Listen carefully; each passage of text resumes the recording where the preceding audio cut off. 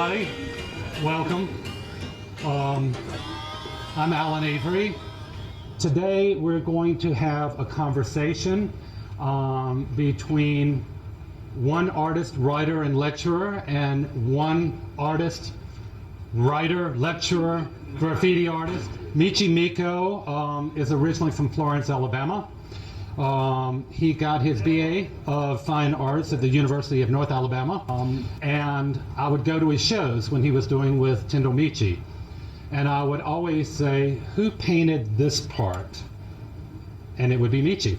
And I would say, well, whose idea was this? And it was Michi's.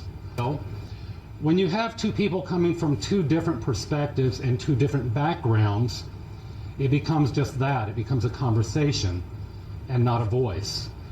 And so I started talking with Michi probably about 6 years ago about bringing his voice forward. And, you know, I will have to say that for me, my truism in all of this is that Michi is probably one of the most evolved human beings I've ever met. We had a New York critic a curator in last week, and she's also on the board of Arcadia. And I overheard her say, I've seen a lot of art from African Americans come out of the South, but not like this. I believe that this young man is the future of the African American voice in arts. It's like, wow. So.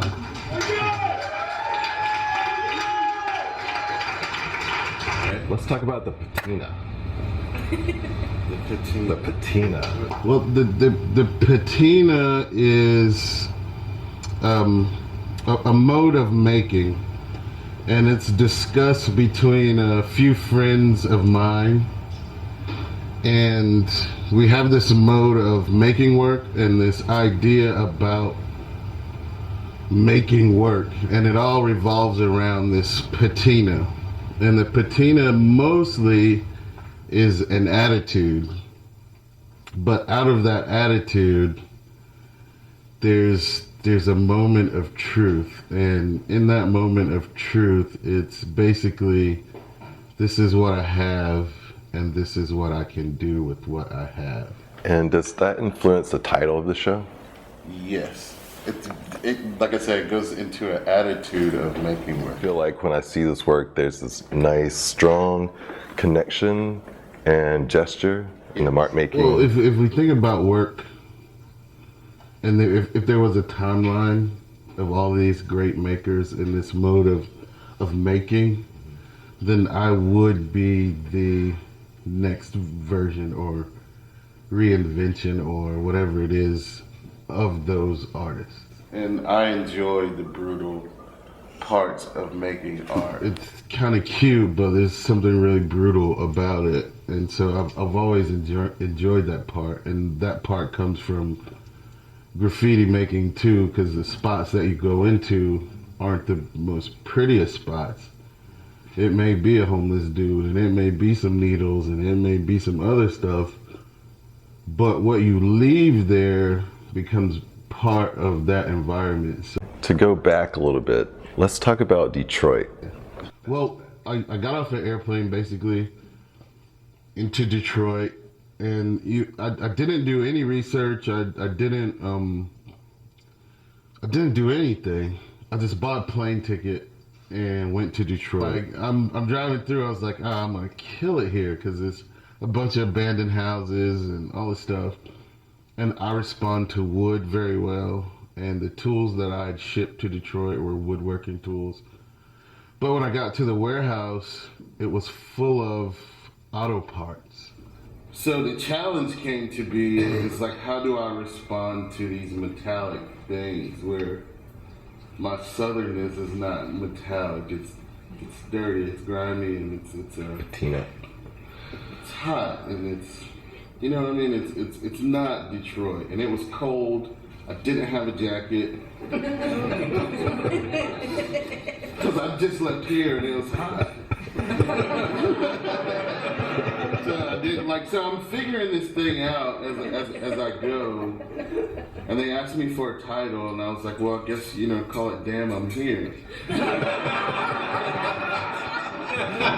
And so out of that, I begin to look around this warehouse, and I'm picking up a few things, and it's not working out. And the way that I'm seeing these things, and remind you, like, there's other artists already there, and they have these great things going already. They've moved stuff with forklifts, and they're building these giant sculptures, and I'm just like, wow, like, I'm never going to be able to compete with this. Like, I can't make a piece that is as beautiful as what Jason Peters was doing. Like, a few of us are friends with Peters, and he's an amazing artist, but it's like, how do I compete with that? And then there's Scott Hawking in this room by himself, and he's doing his thing, and I was like, well, this sucks. I'm just gonna go to sleep. But the very next day I woke up, and my idea was to buy this farm truck. I saw it on eBay or Craigslist. I called the guy. I was like, hey, I'm gonna come get your truck or whatever, blah blah blah. He never called me back. So the idea was to build this fishing truck and then take that truck and drive it back to Atlanta and document this great adventure. And when the farmer didn't come back, all I had left was pallets. And there was tons of pallets. And I saw the settling tank, and I was like, I always wanted to make a food cart. And so... And so I started to think about it, but what really started to happen was that there started to be this connection with like social entrepreneurship, which Detroit, like a lot of the Detroiters are really big on. And so I began to have this idea that there was this old black dude in his yard, and all he had was a settling tank and a few pallets. And from that idea, I built this food cart, and I called it Soul by the Pound. Which Detroit is the Motor City, and it's the home of Motown and all of this stuff. So it started to make sense in that way. But then as a social entrepreneur, I begin to imagine this brother running around like selling ribs off this cart. And it totally made sense, like, to create this thing. There's this ongoing conversation about fishing. Yeah. But the thing about fishing is that my family is full of boys who are now men, and we've grown up our whole lives fishing. And so there are up north cousins and there are down south cousins, and every year there's a great fishing competition between the up north cousins and the down south cousins. And I was looking for a way to escape the studio in a way. But as I began to go fishing more and more, and it became more of my life, I began to realize that this was more like an inheritance, or more like it was something of value, a skill of value, something that I could be proud of. So when you start to, just start to consume my life more, I guess. And then those things started to flood into the work. So that one's titled The Ship I Came Here On Vanished. So if you know anything about my work, there's a lot of different ways to enter into the work. And I always use the example of James Brown and his performances, because you realize that James Brown is keeping time. He's also performing and entertaining you, but he's also keeping the band's time. Yeah. And then he's singing. Yeah. Then he's dancing. Yeah. So he's doing all these things at once. So in a way, that's how my studio practice works. There is this idea about Afrofuturism, and it's this projection into a future. And when you think about blackness and where black people are and where they've been, there's always this idea into the future. Swing down, swing low, sweet chariot, coming to take me home. Like, so there's this hope that something will come. Well, you think about Martin Luther King the day before he got shot. He went to the mountaintop, and he looked over and he saw the future, but we didn't. Then boom, he's dead. And then you think about George Clinton. Is this sort of idea of this spaceship coming down into a future? Or you think about Sun Ra. From Alabama, space is the place. And so there's always this look towards the future. But I hang with a group of guys who challenge that and say that you never deal with the now. And you think about the great artists that are out there now, they're making this great work. And it's always into this digital realm because that's what we can conceive of now. It's tangible, all right? But I have this idea that there has to be a moment of building in order to get the spaceship into the future, which is why we haven't gotten onto the spaceship and gone to the future. So I would like to call this piece, I think about this piece as in an analog sort of Afrofuturism way, where you see the mud, and maybe it is from a slave ship. You see the boat bumpers, and maybe they are from a slave ship. You see the ruffles, maybe that is from a sail. But then in that background, you see these navigation patterns, which in many ways become futuristic. And if you stand back far enough, you can see there's a horizon. And in that horizon, it's my hope that the viewer goes beyond that initial thought of slave ship into that future or into that darkness to see what it is exactly there that I'm talking about. Like, what have I done career-wise? Is this the end for me? Like, so there came a moment of sort of self-sabotage where I wanted to kind of blow it all up and give up, and you know what I mean? Just like you're at your moment that you've worked hard to get to, and you decide to destroy it in a way. I don't know if you guys have ever felt that or done that. You get to this moment of success and you can see it and you purposefully destroy it. Should we just all say yes? So you become afraid of your own success, even though I'd worked for a lot of my life to get to these moments.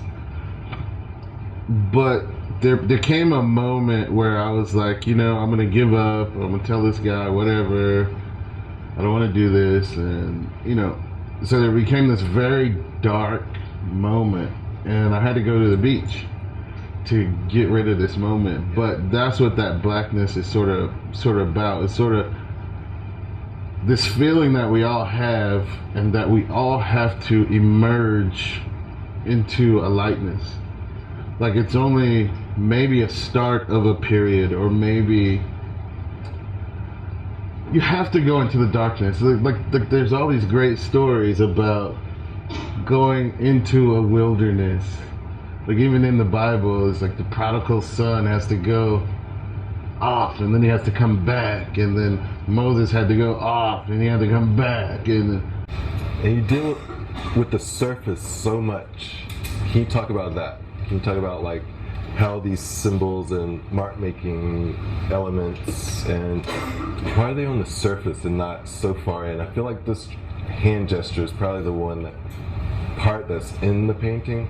You deal so much with the exterior. Is that from graffiti, or do you feel like that's just how these paintings need to be made? this sort of de Kooning curse.